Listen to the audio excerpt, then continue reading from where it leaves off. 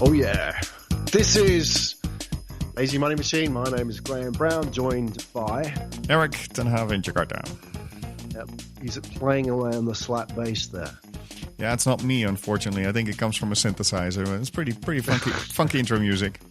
Oh, you blew it there. We really had. Too bad. All right, so the point of the Lazy Money Machine podcast is ever to share with our listeners ideas, thoughts, insights into building passive income and creating financial freedom. Article here from Business Insider, which lists 15 things you can do to build wealth in the future. I just thought this was really interesting, Erik, because first of all, there's 15 things. Right. I'm a great believer there's just one thing you can do to build wealth, right? I mean, have you seen this article? Have you gone to the list? No. So, like I tried to surprise you with the music and the sound clips, I'm letting myself be surprised by your searching of articles. So, enlighten me. Blaze through these, and I'll just give you there's 15 items, right? And I think it comes down to just one, right, which we'll both agree on. But these are the 15 items. You tell me whether or not this is good advice or not for wealth, not success, right? Yeah. Okay. Yeah. 1, invest at least 10% of your income in yourself. Right. I think that's a fantastic statement because many people will not even think about taking something away for the future and investing it. So I think if you start with 10%, great, can only get better. Okay. Invest at least 80% of your off time into learning. Ooh. Time off.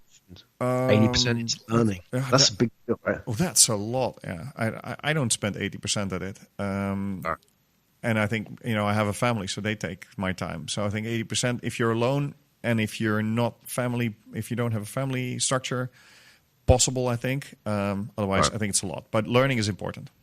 Yeah, exactly. We agree on that. But 80% is a big rod for your own back, isn't it? Yes. Okay, number 3, don't work for money, work to learn. Don't work for money, work to learn. Okay, so I think if you're young, yes. If you're starting out, do anything you can to be in a situation, I think, where you can pick up the most experience in the most different industries. Later on, I would say, work to build assets as much as possible. Yeah, exactly. So you need money, right, to generate income. Yeah. Okay, so it goes on. So there's 15 items here, which are pretty much the same. And some of them get a bit fluffy, like acknowledge how dependent you are on other people. Does that help you build wealth? I don't know, to be honest. Does that? I don't know. I'm doubtful about that. Or create win-win strategic partnerships to achieve 10 times or 100 times goals. Don't know if that creates wealth, etc. I think it comes down to this, is that when I see lists like this, I know lists are popular on the internet. Yes, yeah. And that's probably why it's formulated like this. But I think it comes down to one thing. If I said to you, Erik, look, what's the one thing you need to do to build wealth in the future? If you just forget creating an article for Google's purposes, right? What would that one thing be? I think the main thing is to create the mindset of creating wealth and passive income, because that's not normal in society, and that's a big shift, I think. So I think that's the main success factor. If you're able to do that, if you're able to shift your mind to, okay, I'm gonna, instead of selling my time for money, I'm gonna try to invest my time in instruments that create money for me. I think that's the key. Yeah, assets that create income, passive income. Yeah. Yep, absolutely. Exactly.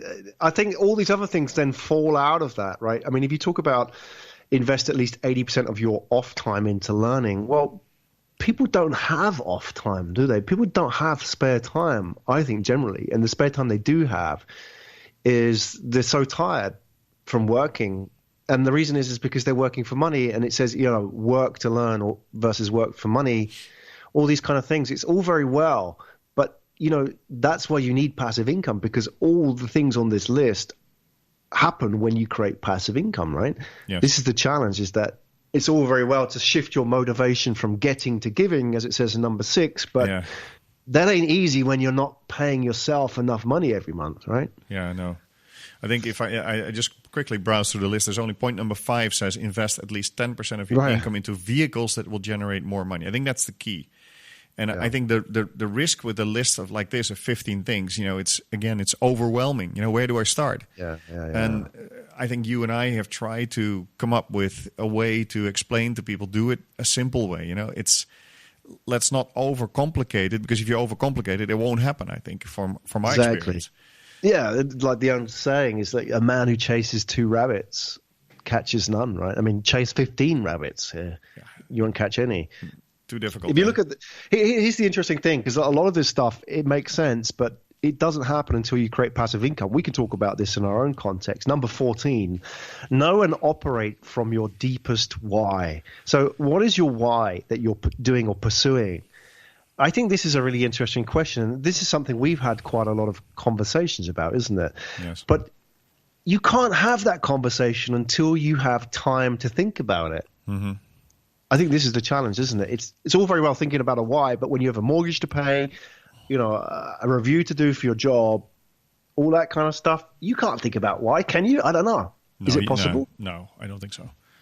And it's like a very popular topic too on the internet right now. Yeah, right, where you have to find your passion. You have to.